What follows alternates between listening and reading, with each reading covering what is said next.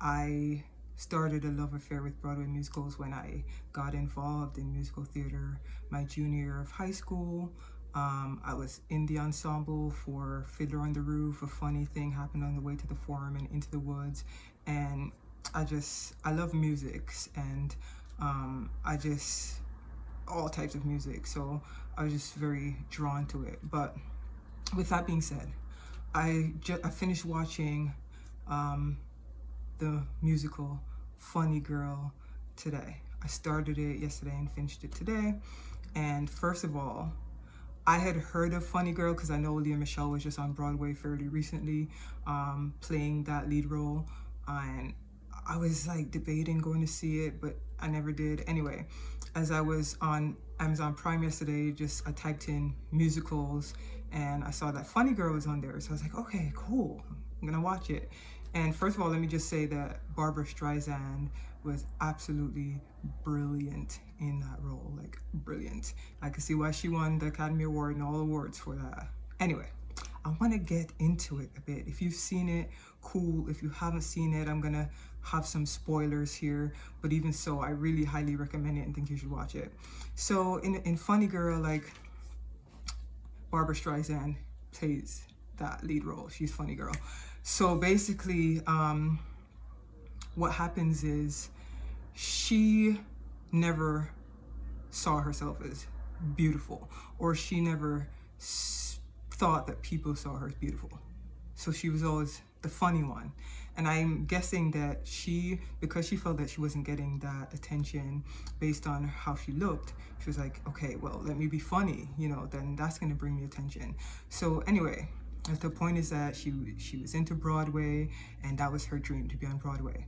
And so she's auditioning, and she's a funny girl, whenever there's a role for the beautiful woman, she's feeling like she's not suitable for that role. As a matter of fact, when she finally caught the attention of a big time producer director, and he cast her, and he wanted her to do a closing number that featured the beautiful bride, she was gonna turn down the role because she's like, no one's gonna believe I'm the beautiful bride. Look at me. They're gonna laugh. They're gonna make fun of me. I'm funny. I'm not beautiful, right? So even in that scene, she kind of changed up some things without telling him because that insecurity got the best of her, right? So let me backtrack a bit. In the beginning, before she got that role and she was doing a smaller role, there was a gentleman who came backstage after her performance, and he's like, you were amazing, you're gonna be big time, and he's like hyping her up. And you could tell that she was immediately taken by this man. She's immediately taken by his charm, by his looks, and she, is interested. They start spending some time together, like they bump into each other here and there, and he would always have to go away for a while. So eventually, actually fairly early in the beginning, he tells her that he's a gambler, he gambles. And that probably should have been a red flag that he's not doing something that's stable, because the thing is, gambling is hit or miss, right? But that's neither here nor there. She ends up falling for him, and I do believe that he genuinely fell for her too. But I think that very earlier on, he was able to pick up on the fact that she was going to go very far, that her talents were going to take her very far. With that being said, she so happens to bump into him after them not seeing each other for a while, and they have dinner. But she's also like, were you not going to tell me that you were back? And he's like, yeah, I eventually planned on telling you that I was coming back. Anyway, they go to dinner, things progress, and then he tells her, I'm gonna have to take off again. And she's like, man, we just took things to another level, and now you're gonna have to take off again. So anyway, he takes off, and as she's at one of her rehearsals, she gets these flowers, and they turn out to be from him. So now she's like, oh my gosh, it turns out that he's still thinking about me even though he went away.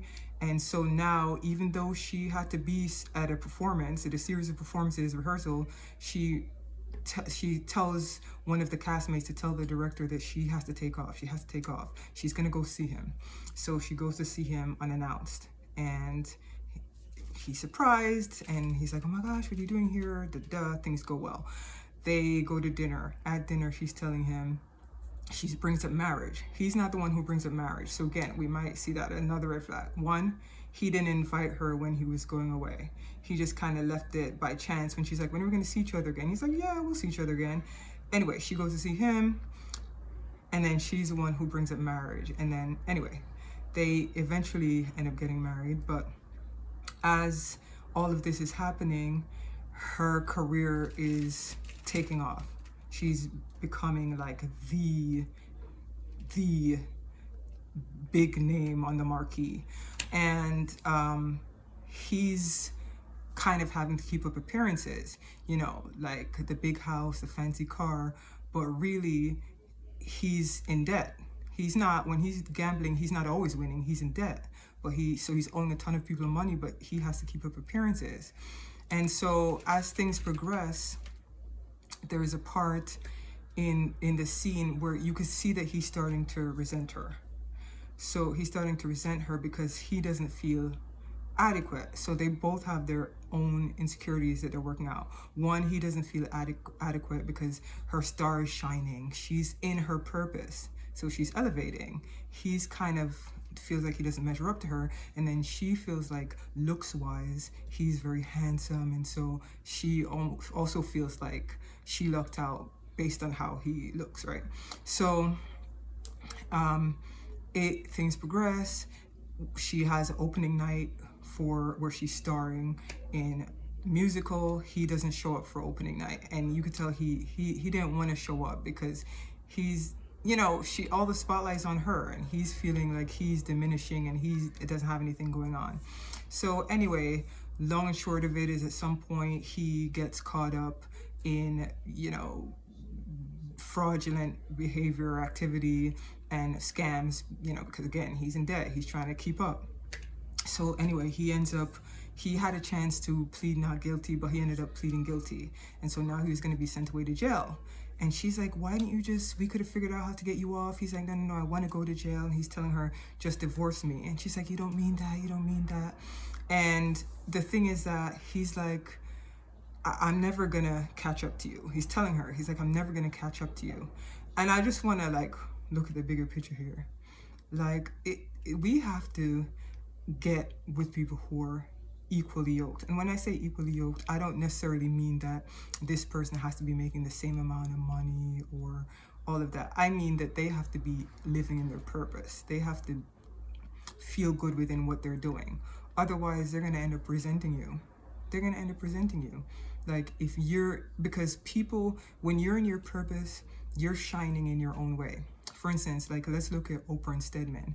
I don't know them personally, obviously, but obviously she makes way more money than he does. But he also has a very successful, established career, which I'm sure is probably why we've never heard anything where it seems like he's jealous of her or feels inadequate, because he's operating within his own purpose, which makes him successful in his own lane, in his own right. And so that's what I mean when I say being equally yoked is very important, because if you are operating your purpose, you're undoubtedly going to shine.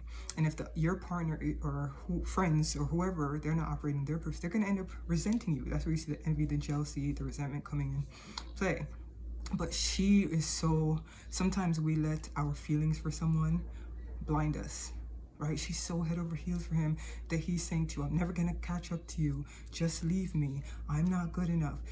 At one point, when he's getting arrested, because she's this big name, when the press heard that her husband's getting arrested, they're all over there asking her a ton of questions. And she did what she does best. She cracked some jokes. And then behind the scenes, you see where she's like crying. You know, she never let the world see anything but the jokes, the happy-go-lucky. She never showed that pain. I believe he became the closest to seeing the realness, where it's not like, but she got used to covering everything over with a joke. Always masking everything with a joke. So there are parts where, a topic's really important, really serious, and she would crack a joke, because that's what she knew how to do best. And I just thought that that was, I really, really, really, really highly recommend watching Funny Girl. If you have Amazon Prime, I'm not sure where else it's showing, but I just felt like and feel like there's so many life lessons throughout, you know what I'm saying, that we can't let ourselves get caught up based on the external. There has to be more. The other thing is we have to love ourselves, see ourselves as worthy, so that we're not willing to just jump and sell ourselves short at any opportunity. Because she was saying to him that you make me feel beautiful. You're the only one who's ever made me feel beautiful. And hence why she kept, even though he's making her look bad, her career is skyrocketing, he's resenting her, all of this. Even when she tried to help him, he resented her even more, because he's like, I'm supposed to be able to take care of this. But yeah, I don't want to ramble too much, but check it out, y'all. I thought it was, yeah, really good, really, really good. Barbra Streisand was A++.